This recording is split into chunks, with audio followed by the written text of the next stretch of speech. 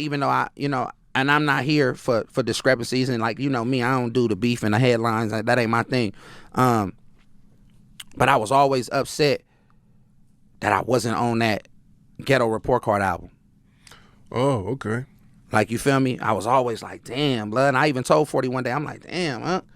Like, blood, you put everybody on that album but me. Like, you feel me? Like, this was our time to shine. Like, why I couldn't get on that album? Like, you know what I'm saying? Like, that was the album that, this is what we doing in the Bay. Yeah. Like, this was, like, if everybody, this what we represent. We got everybody on here that's a representative of what we doing now. And I wasn't on it. I could see why that would bother you. I was like, damn, blood. Well, because at that time, you're on so many other anthems, right? Like Sideshow with Tracks a Million. And yeah, at the time, though, I had hella other records on the radio, right? And hella little songs, but it always kind of got to me like, damn, fo, like, you didn't put me on that record, blood. Like, you feel me? Like, I kind of felt like, I felt a certain type of way, man. It took me years to get over that. Because I was just like, bro, this was the record to kind of like showcase us to the world. Like, you could have threw me on one of them joints. You feel me? I could have had a verse on Muscle Cars or something. I could have, But, he explained it at the time, the best way that he could, from how he could. And, it was what it was, whether I agreed with it or not, whether I accepted it, what it was. I had to accept it. It had already happened.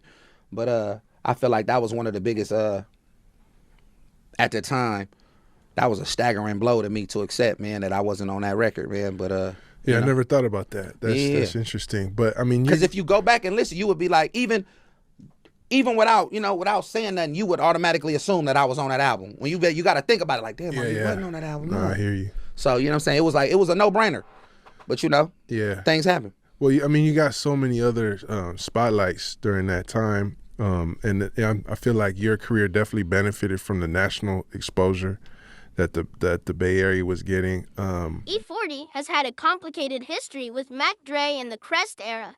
And during that time, I don't believe the situation was truly squashed the way people frame it today. I don't think either side was actively outside looking for one another. But I also don't believe there were sit-down conversations where both camps mutually agreed to leave the old issues alone and focus strictly on music or unity. That level of closure didn't really come until many years later, after Mac Dre had passed, when the responsibility of representing the Bay Area as a whole became more important than lingering tension. From E-40's perspective, it makes sense that trust would have been limited during that period.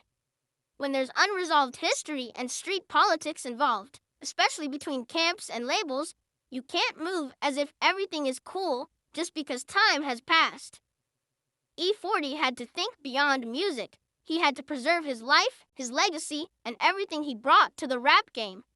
At that stage in his career, any move he made had bigger consequences, not just for him, but for everyone connected to him.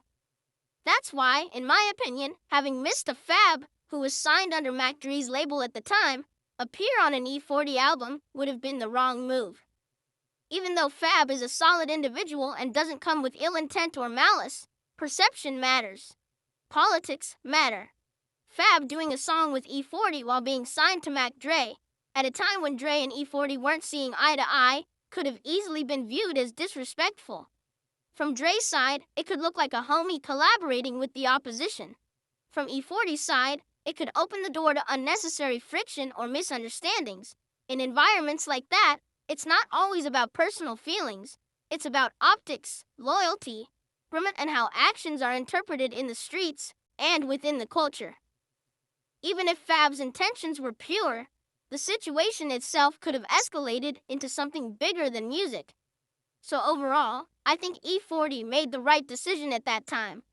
It wasn't about holding grudges or blocking opportunities. It was about moving strategically, protecting himself, and avoiding unnecessary conflict during a period when the Bay Area was still dealing with internal divisions. Looking back now, it's easy for people to say things should have been different. But in real time, that decision made sense.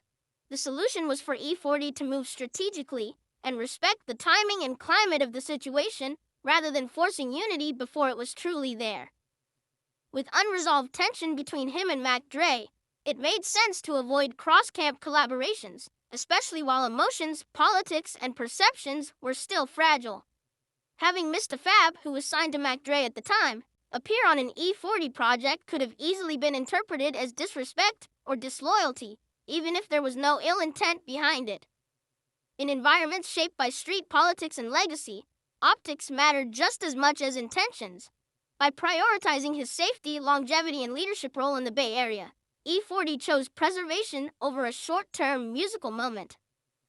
That restraint ultimately allowed unity to happen naturally later on when circumstances had changed and both sides could represent the Bay as a whole without reopening old wounds.